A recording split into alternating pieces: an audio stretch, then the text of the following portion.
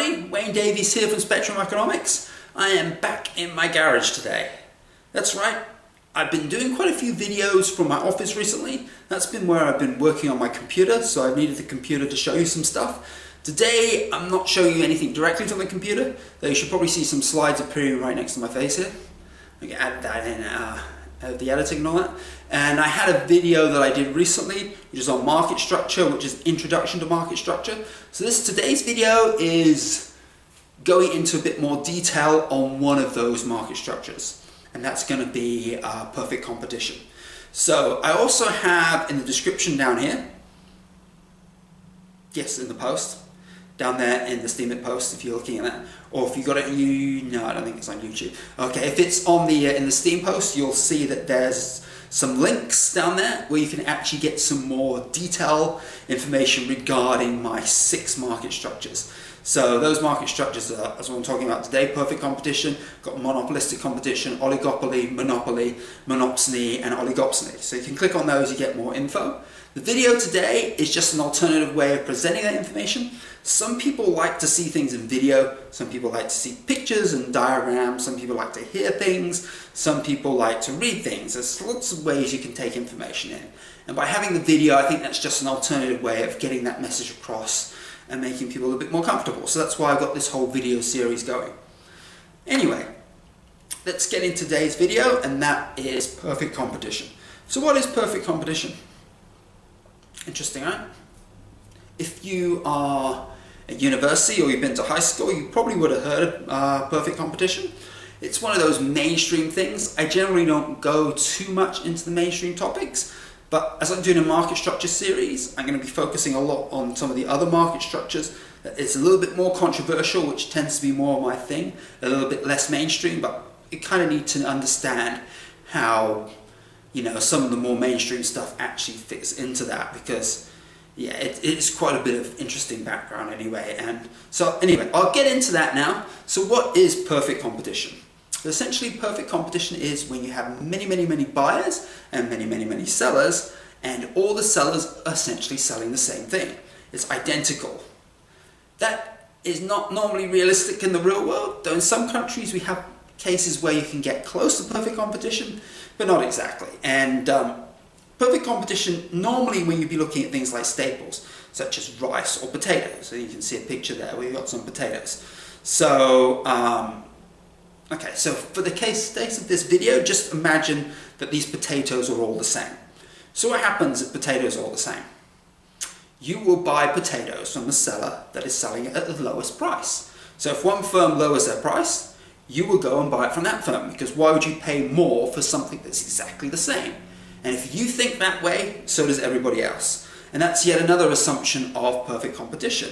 All the buyers are perfectly aware of where you can get the lowest priced good, in this case potatoes. And sellers are also aware if another seller has lowered their price, or if another seller has come up with some technology or whatever to get a lower price. So they're all aware of that as well, and therefore they would respond accordingly. So if the price goes down for one seller, all the other sellers follow suit. That is so that, you know, one firm doesn't completely dominate the market.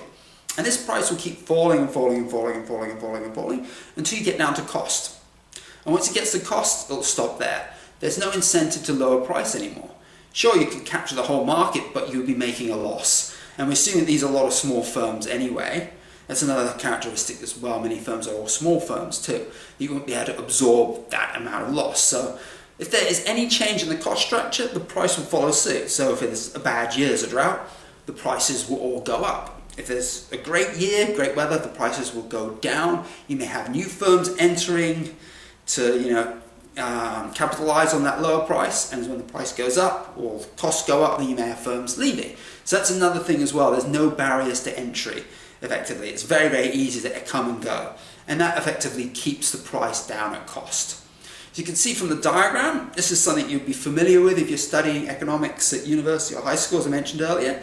You've got that marginal cost curve that cuts through the lowest part of the average cost or average variable cost. If you look at it in terms of the short run, I think there's a short run curve, and we have demand, everything is in equilibrium at that cost. So basically that's what that diagram is showing you. It's showing you that the price is also the cost. So effectively there's no profits. Or as like I mentioned, there is what we call normal profits. Supernormal profits is when you are making positive profits. Subnormal is when you're losing. So there's no subnormal profits, or if there is, very, very briefly, all the firms will raise their price back up to that if there's an increase in costs. So, as I mentioned before, so what's the big deal if perfect competition doesn't exist in the real world? Well, it has many, many uses, as I mentioned. It tells us what happens when you just purely rely on price competition. And in that case, if that's all you can do, then everything gets reduced down to basically your cost and there is no profit. So, is that a good thing? Is that a bad thing? You could look at it in terms of efficiency. For example, if you have everything sold at cost, effectively you're selling things as considered allocative efficient. So you're selling the right quantity of goods for that particular price. So right quantity of goods for that particular market, is that how you put it? Yes. So you get that advantage. I see that as a disadvantage because there's very little incentive to actually come up with new technology, new production methods. Because if you do, it's just going to, go back to the same zero profits. So I find that as a bit of a disadvantage of that as well. Another thing that's interesting about perfect competition is useful for modeling. If you're trying to model a real life example, it gets very complicated if we add in product differentiation. Because imagine, you have what we call a general equilibrium model, and you have thousands and thousands of markets. If you had product differentiation within all of those markets, the model becomes infinitely complicated. By having a very simple model which just basically looks at firms competing purely on price, it makes things a lot easier to analyze and also possible to generate these computer models that can actually analyze the world.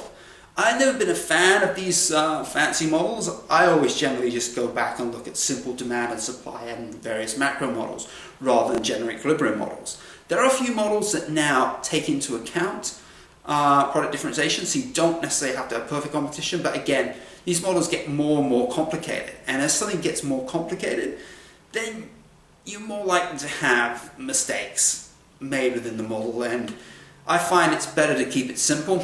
Other economists may disagree with me on that, but essentially this is what your perfect competition is. So it's a theoretical model that you can look at the world from a particular perspective, a particular lens, and it can help with modeling. It also can help you as well understand the effect of price competition. Alright, so effectively that takes me now to the end of this first video. It's a very simple little video here, just briefly explaining perfect competition. I didn't want to get into too much detail, just enough for you to get the general idea of what it's all about in terms of price competition, in terms of the basic characteristics. You can read up more about it, as I mentioned, in the links below. But anyway, thank you for watching this video. My next video is going to be on monopolistic competition. This is a market structure that I think has a lot more relevance in the real world, and something I think you actually get better outcomes in a sense. You don't get the allocative efficiency that I mentioned here. I don't think that's a big deal because I think there's more incentive to be innovative and create better products through that sort of approach, and there's also more incentive to make profits, if you know what I mean. So improve or better yourself, because you can't do that with perfect competition. Anyway, thank you for watching this video. I think I have this on either DTube or DLive. At the moment, I'm not sure where I'm uploading stuff. It should be on YouTube as well. So if you liked it, give me a like and give me a follow, or give me an upvote or subscribe, or something along those lines, depending on where you're watching it. Anyway, guys, thank you for watching. This is Wayne Davies, Spectrum Economics, and hopefully you'll be seeing more of me. Well, hopefully if you liked it anyway. See ya.